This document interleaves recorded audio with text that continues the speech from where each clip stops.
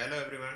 MPPSC mains paper third part A lecture 18 में आज हम पढ़ेंगे ध्वनि एवं ध्वनि तरंग को, जो कि 1.3 में दिया है सिलेबस में भौतिकी के अंतर्गत। इसके अलावा केमिस्ट्री और बायो के सारे लेक्चर अपलोड हैं। साथ ही MPPSC mains paper 2 part B के भी सभी लेक्चर अपलोड हैं। आप उन्हें भी देखें और अच्छा लगे तो उसे शेयर भी करें। तो सबसे पहले बात करते हैं तरंग। तरंग क्या होता है? तो तरंग एक तरह से किसी माध्यम में उत्पन्न डिस्टरबेंस है या विक्षोभ है। जैसे आप किसी माध्यम पे कोई डिस्टरबेंस उत्पन्न करते हैं, या फिर आप एक तरह से ये मान लें कि एक शांत पानी है, जैसे ही आप उस पर पत्थर मारेंगे वो डिस्टर्ब होगा, और पानी की सतह जैसे ही डिस्टर्ब होगा तो उसमें एक ऊर्जा का संचार होगा, जो ऊर्जा तरंग के रूप में, वेव के रूप में धीरे धीरे क्या होगा, संचरित होगा। कहाँ से? जहाँ पॉइंट पड़ा है, जहाँ पे डिस्टर्बेंस उत्पन्न हुई है, उससे बाहर की ओर। उसी को अपन क्या कहते हैं? तरंग कहते हैं। तो तरंग का सिंपल सा जो परिभाषा है वो है, माध्यम में उत्पन्न होने वाला विक्षोभ तरंग कहलाता है। विक्षोभ का मतलब डिस्टर्बेंस। माध्यम में, किसी भी माध्यम में जब कोई डिस्टर्बेंस उत्पन्न होती है तो वो तरंग के रूप में आगे बढ़ने लगता है। क्या बढ़ता है? जो ऊर्जा आप उत्पन्न हुआ वहाँ पे, वो ऊर्जा माध्यम में तरंग के रूप में अपने आप को रिप्लेस करता है, जिसको क्या कहते हैं? तरंग कहते हैं। दूसरे तरीके से समझ लो, जब ऊर्जा का संचरण दोलन, कंपन, उतार चढ़ाव के रूप में होता है और ऊर्जा एक स्थान से दूसरे स्थान पर स्थानांतरित हो जाती है, तो क्या कहलाता है? तरंग कहलाता है। जैसे कि इसका एग्जाम्पल है रेडियो तरंग, जल में जो उत्पन्न होने वाले तरंग वो हैं। ध्वनि तरंग भी एक तरह से माध्यम में उत्पन्न होने वाला तरंग है। अब माध्यम के आधार पर तरंग कितने प्रकार के होते हैं, इसकी बात करते हैं। तो माध्यम के आधार पर तरंग दो प्रकार के होते हैं, यांत्रिक तरंग, अयांत्रिक तरंग, या रेडियो तरंग भी इसको कहते हैं। ठीक है, विद्युत चुंबकीय तरंग भी इसको कहते हैं। तो जो यांत्रिक तरंग है वे तरंग है जिन्हें गति करने के लिए माध्यम की आवश्यकता होती है, यांत्रिक तरंग कहलाती है। जैसे ध्वनि और पानी में उत्पन्न होने वाला तरंग, वो भी क्या है? माध्यम में उत्पन्न होने वाले तरंग के रूप में ही जाना जाता है। तो वे सभी तरंग जिनको बिना माध्यम के वो क्या है, ट्रेवल नहीं कर सकते, वहीं पर ख़त्म हो जाएंगे, वो सारे यांत्रिक तरंग कहलाते हैं। और अयांत्रिक तरंग उन्हें कहते हैं जिनके माध्यम की आवश्यकता नहीं पड़ती संचरण के लिए। जैसे कि प्रकाश, प्रकाश पे माध्यम की आवश्यकता नहीं पड़ती, वो कहाँ पर भी ट्रेवल कर सकता है, तो वो निर्वात में भी ट्रेवल कर सकता है। और निर्वात में सबसे ज़्यादा गति से ट्रेवल करता है प्रकाश, तो ये भी इम्पॉर्टेंट है। तो माध्यम के आधार पर दो तरह की तरंगे होते हैं। मेन रूप से दो तरह की तरंगे ही होती हैं, एक यांत्रिक तरंगे और दूसरी होती है अयांत्रिक तरंगे। यांत्रिक तरंग ही आपको पढ़ना है, क्योंकि ध्वनि के बारे में पढ़ना है और ध्वनि ही हमारे सिलेबस में दिया है। अब कणों के गति के आधार पर तरंग कितने प्रकार के होते हैं, ये पढ़ेंगे। तो कणों के आधार पर तरंग कितने प्रकार के होते हैं? तो दो प्रकार के होते हैं, अनुप्रस्थ तरंगे और अनुदैर्घ्य तरंगे। तो अनुप्रस्थ तरंगे इस तरह से ट्रेवल करती हैं, ठीक है, मतलब किसमें? सुरंग और गर्त के रूप में ट्रेवल करती हैं, आगे के रूप में। तो ये किस तरह की गति है? लंबवत गति है। ठीक है, लंबवत गति करती हैं तो उसको क्या कहते हैं? अनुप्रस्थ तरंगे कहते हैं। कुछ भी नहीं है, जैसे आप पानी पे पत्थर मारेंगे तो वो क्या लहर के रूप में चलता है, जो वेव के रूप में है, तो कैसे बनाता है? इसी तरह वेव के रूप में बनाता है। ठीक है, उसको क्या कहते हैं? अनुप्रस्थ तरंगे। पहले क्या है, एक हाई पीक जाएगा, फिर एक लोअर आएगा, फिर हाई, फिर लोअर, इस तरह से वो अपने ऊर्जा को स्थानांतरित करता है और संचरित होते जाता है। तो उसको क्या कहते हैं? अनुप्रस्थ तरंगे कहते हैं। आपको बस ये सोचना है, पानी के उदाहरण से आपको समझ सकता है कि अगर लंबवत गति होगी कणों में, लंबवत गति होगी किसके दिशा में? तो तरंग की दिशा में ही। ठीक है, तो लंबवत गति होगी तो क्या होगा? अनुप्रस्थ तरंगे होंगी। तो इसी तरह हम समझ लेते हैं अनुप्रस्थ तरंग को। अनुप्रस्थ तरंग में माध्यम की दिशा में लंबवत गति करते हैं, अनुप्रस्थ तरंगे होती हैं। यदि माध्यम के कण तरंग की गति की दिशा में लंबवत दोलन करते हैं तो ऐसी तरंग को हम अनुप्रस्थ तरंगे कहते हैं। लंबवत गति हो या दोलन, दोनों एक ही चीज़ है। तो लंबवत होनी चाहिए और किसकी दिशा में होना चाहिए? तो तरंग की दिशा में ही होना चाहिए, तो उसको क्या कहेंगे? अनुप्रस्थ तरंगे होते हैं। जैसे कि पानी, पानी में आप कंकड़ मारेंगे या पत्थर मारेंगे तो वो क्या करेगा? वेव के रूप में आगे बढ़ेगा। इसके अलावा मतलब जो तरंग जनरेट होगी या उत्पन्न होगी, इसको तनी हुई दूरी, जब तनी हुई दूरी पर आप इस तरह से झटका देंगे तो वो इस तरह से मूव करते हुए तरंग के रूप में आगे ऊर्जा को संचरित करेगा। तो इसको कहते हैं अनुप्रस्थ तरंगे। ये पूछा भी जाता है कि अनुदैर्घ्य और अनुप्रस्थ तरंगे क्या होती हैं, तो आपको सिंपल याद रखना है कि ऐसी तरंगे जो लंबवत, किसके? तरंग की दिशा में लंबवत गति करते हैं, उसमें कणों की गति कैसे होती है? लंबवत होती है, तो उसको क्या कहते हैं? अनुप्रस्थ तरंगे कहते हैं। इसके अलावा ये है कि तरंग सुरंग और गर्त के रूप में आगे चलती है, ये मैंने पहले ही बता दिया था, और ये इसका एग्जाम्पल भी है पानी और तनी हुई डोरी। इसके अलावा इसका इम्पोर्टेंट ये है कि केवल ठोस द्रव में संचारित होती है। ठोस और द्रव में ही इस तरह के तरंग संचरित होते हैं। आप इसको बिना ठोस और द्रव के अलावा गैस में या किसी तरह की चीज़ों में आप इसको संचरित कराना चाहेंगे तो इस तरह से संचरित नहीं होगा या इस तरह से आगे नहीं बढ़ेगा। तो आपको याद रखना कि अनुप्रस्थ तरंगें किसके लिए होती हैं, तो ठोस और द्रव के लिए होती हैं। ये पूछा भी जा सकता है ऑब्जेक्टिव में भी। अब बात करते हैं अनुदैर्घ्य तरंगों की। तो अनुदैर्घ्य तरंगों में क्या होता है कि मान लो यहाँ पे तरंग उत्पन्न हुआ या ऊर्जा उत्पन्न हुई, तो क्या करेगा वो एक तरह से इस तरह से संचरित होता है। मान लो इस कण में ऊर्जा हुआ तो वो सामने वाले कण को अपने तरफ खींचेगा और इसको रिलीज कर देगा, ठीक है। अपना ऊर्जा इस पर रिलीज करेगा, फिर ये ऊर्जा इस पर गया, फिर ये आगे वाले कण पे देगा और इसको इस तरह से इस पर ऊर्जा को संचरित करेगा और इसको रिलीज कर देगा। फिर इस तरह से कुल मिला के जहाँ से यहाँ से ऊर्जा उत्पन्न हुआ तो इस तरह से एक दूसरे के सेक्शन में आके संपर्क में आते हुए और इस तरह से संचरित होते हैं। कि जैसे पहले कण यहाँ आया, फिर ये अपना ऊर्जा इस पर रिलीज करेगा, फिर आगे वाला इसको सेक्शन करेगा, फिर इसके बाद आगे वाला ऊर्जा रिलीज करेगा, फिर इस तरह से एक दूसरा कण एक दूसरे से इस तरह से कंपन करते हुए आगे बढ़ते हैं। तो उसको क्या कहते हैं, अनुदैर्घ्य तरंगे कहते हैं।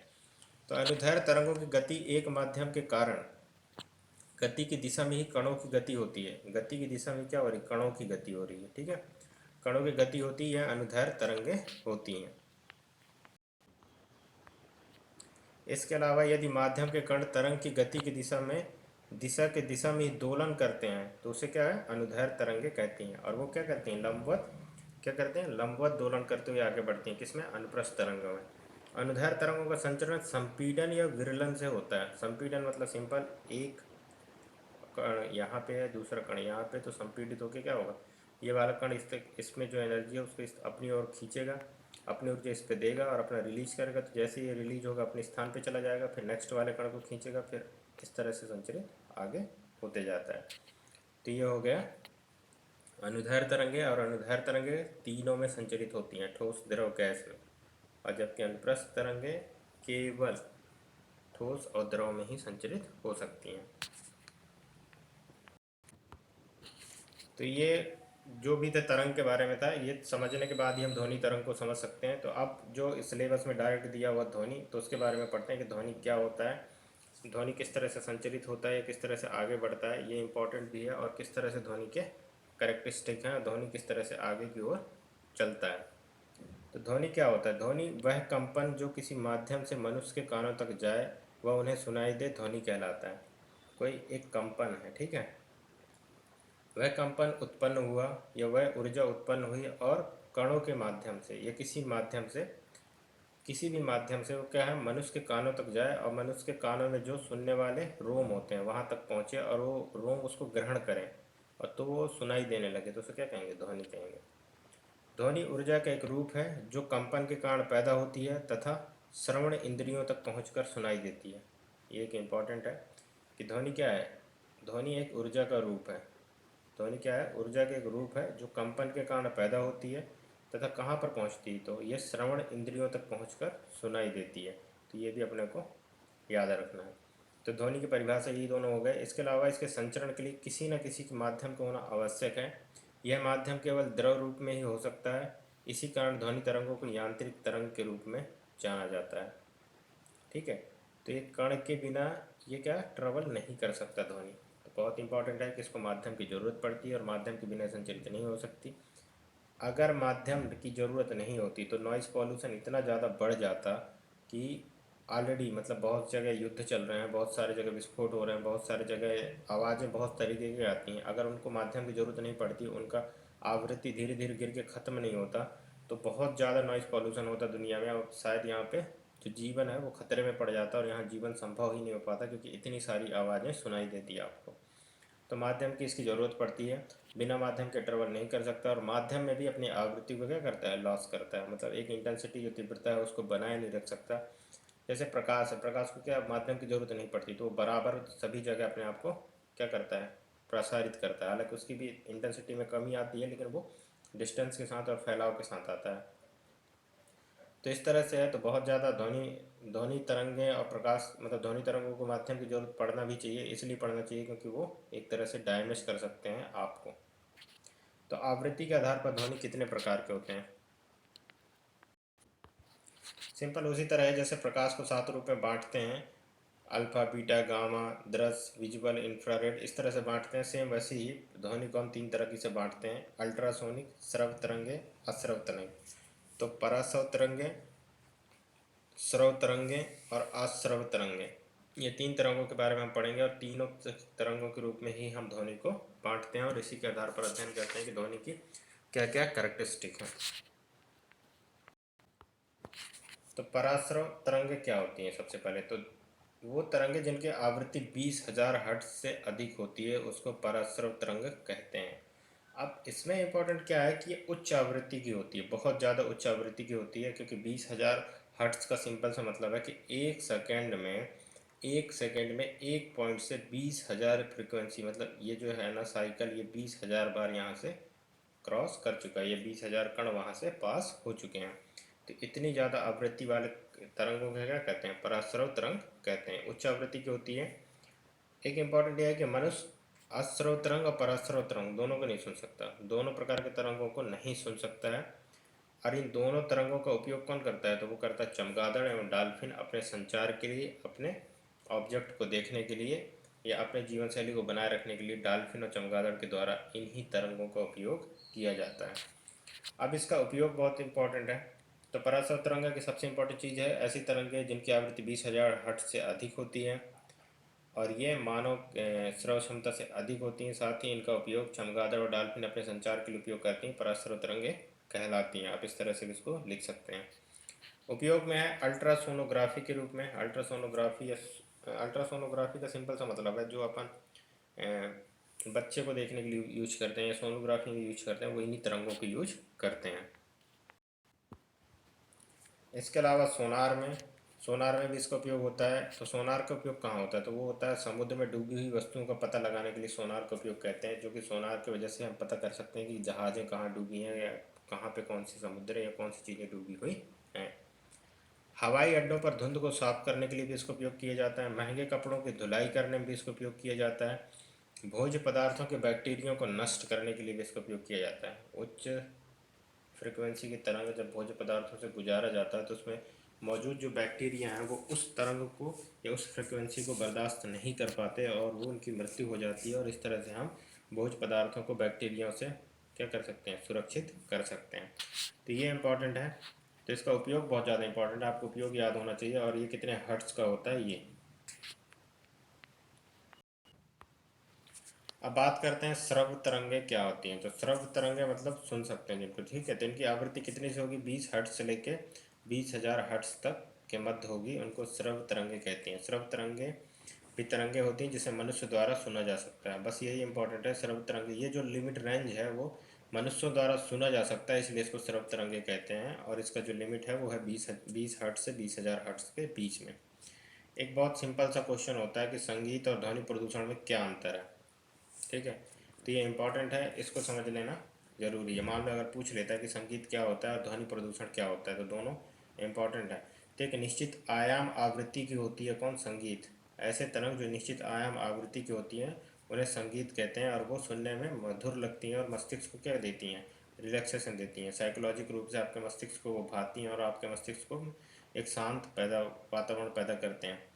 और जिसका आयाम और आवृत्ति लगातार बदले उसको क्या कहते हैं? ध्वनि प्रदूषण कहते हैं। मान लो अभी कुछ फ्रिक्वेंसी का कुछ देर बाद बहुत ज़्यादा हाई पीक हुआ, लो पीक हो गया, फिर अचानक से हाई हो गया, फिर लो हो गया, तो इस तरह की जो आवृत्ति चलती है उसको क्या कहते हैं? ध्वनि प्रदूषण कहते हैं।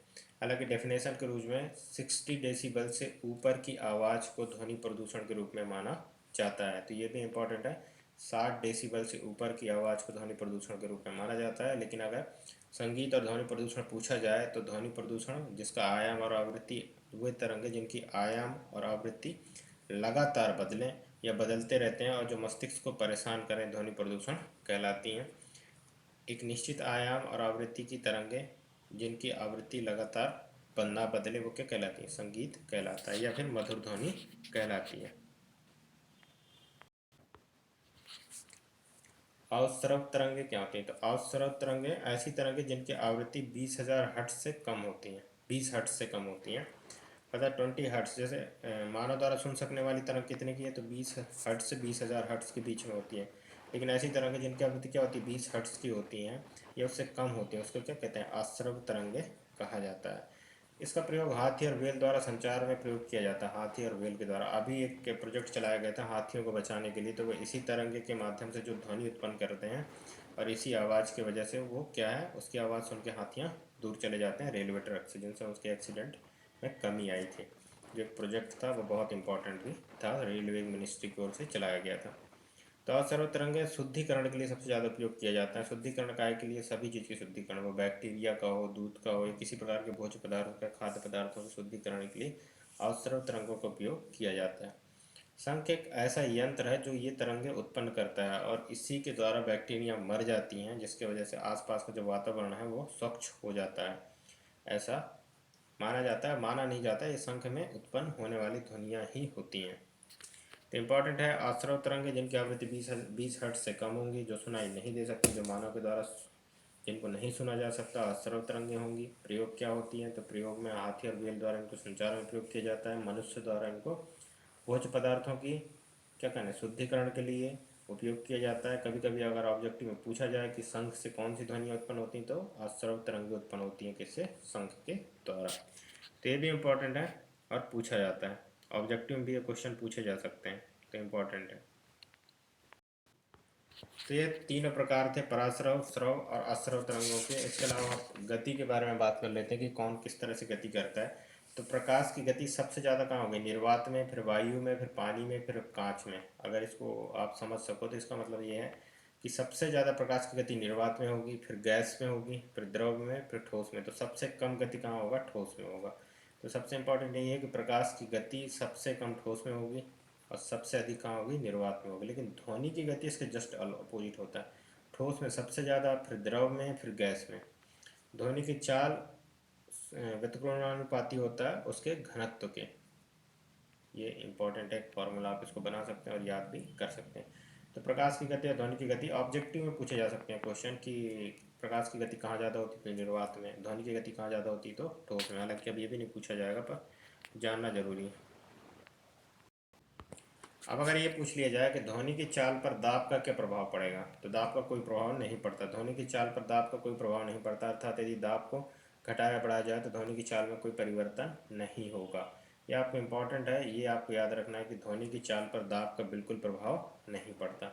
अब ध्वनि की चाल पर ताप का क्या प्रभाव पड़ता है, तो ध्वनि की चाल पर ताप का प्रभाव पड़ता है, यदि हम ताप को 1 डिग्री सेंटीग्रेड से बढ़ा दें तब ध्वनि की चाल 0.61 मीटर पर सेकंड बढ़ जाएगी। 1 डिग्री बढ़ाओगे तो इतना मीटर पर सेकंड से उसकी चाल क्या बढ़ जाएगी, बढ़ जाएगी। किसकी, ध्वनि की। तो ध्वनि की चाल इतने मीटर पर सेकंड से बढ़ जाएगा, तो ये बहुत इंपॉर्टेंट है। अब इम्पॉर्टेंट ये है कि ये किस तरह से चाल को आगे बढ़ाएगा। तो शुष्क वायु और आर्द्र वायु, तो घनत्व किसका ज़्यादा होगा, तो आर्द्र वायु का घनत्व ज़्यादा होता है और शुष्क वायु का क्या होता है, कम होता है। तो जो गति होती है वो इसमें ज़्यादा होती है।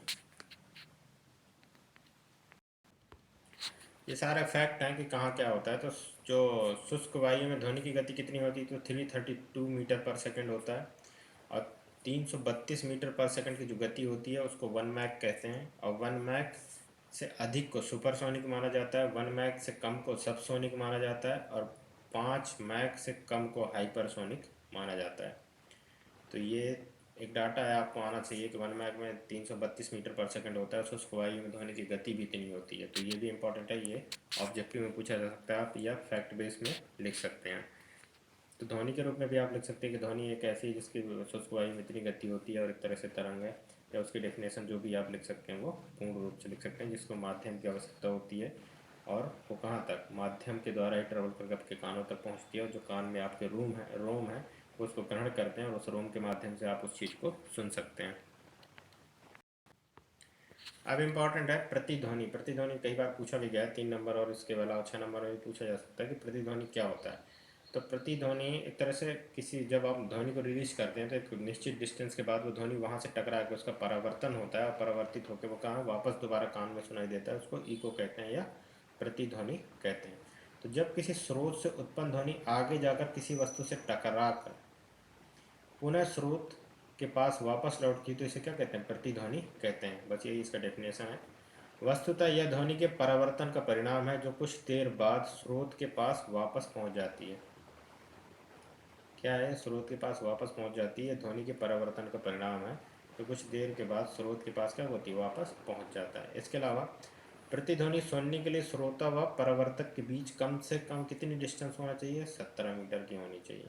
उससे कम में आपको प्रतिध्वनि सुनाई नहीं देगी या इको आपको महसूस नहीं होगा, और उससे कम में इको आपको सुनाई भी नहीं देगा, क्योंकि 17 मीटर से कम के डिस्टेंस में आपको पहली वाली ध्वनि ही सुनाई देगी, और दूसरी वाली ध्वनि सुनाई देने के लिए आपके कान में वो समय ही नहीं हो पाएगा कि आपको दोबारा उस ध्वनि को, परिवर्तित ध्वनि को आप सुन सकें, इसलिए प्रतिध्वनि आपको सुनाई नहीं देगा। तो मिनिमम डिस्टेंस कितनी होनी चाहिए, 17 मीटर होनी चाहिए, तभी आपके कानों में प्रतिध्वनि सुनाई देगी।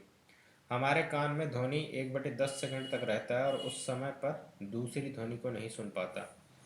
ये फैक्ट है कि कोई भी ध्वनि हमारे कान में इंसर्ट हुआ तो 1/10 सेकंड तक होल्ड हो जाएगा। मतलब जैसे मैंने बोला, आप अगर अभी सुन रहे हैं तो जो एक पॉइंट है वो 1/10 सेकंड तक होल्ड हो जाता है, उसके बाद ही आप किसी दूसरे ध्वनि को सुन सकते हैं। तब तक वो ध्वनि आपके कान में रहेगा और वो कान के जो रोम है उसको कैप्चर करेगा। तो इसके अलावा आपको नई ध्वनि सुनने के लिए 1/10 सेकंड का वेट करना पड़ेगा। जैसे ही वो रिलीज करेगा रोम फिर से, तो वो नई ध्वनि को ग्रहण कर सकता है। तो ये एक इम्पॉर्टेंट फैक्ट है, 1/10 सेकंड की आपको टाइम चाहिए किसी भी ध्वनि को सुनने के लिए।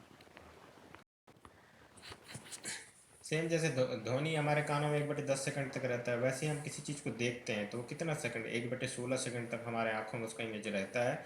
उसके बाद ही हम दूसरी चीज़ों को देख सकते हैं, नहीं तो नहीं देख सकते। पंखे को जब हम देखते हैं तो यही चीज़ हमारे साथ होता है कि जो प्रतिबिंब है उसके लिए स्पेस या टाइमिंग उतनी स्पीड से नहीं बन पाती, जिसकी वजह से हम उसको देखने में असक्षम हो जाते हैं।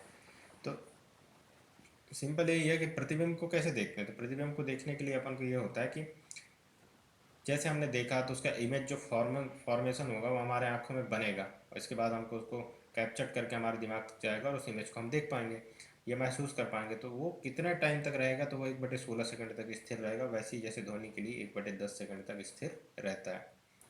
ये इंपॉर्टेंट है।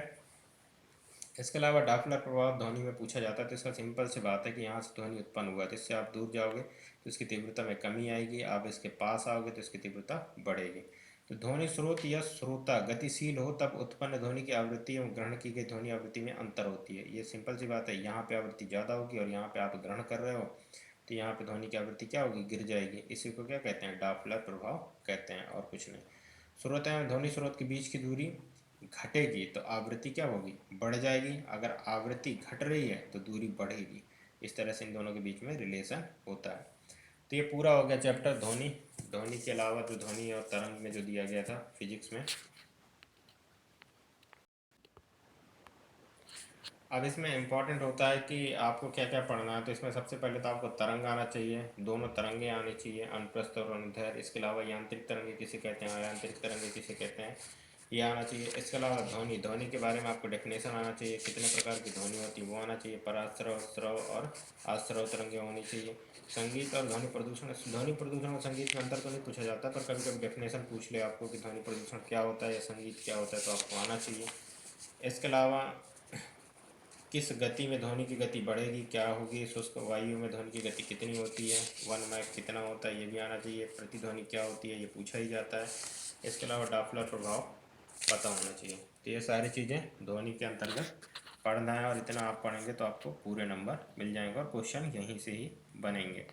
तो थैंक यू वेरी मच। अगर आपको ये लेक्चर अच्छा लगे तो इसको शेयर करें और चैनल को सब्सक्राइब करें। Thank you.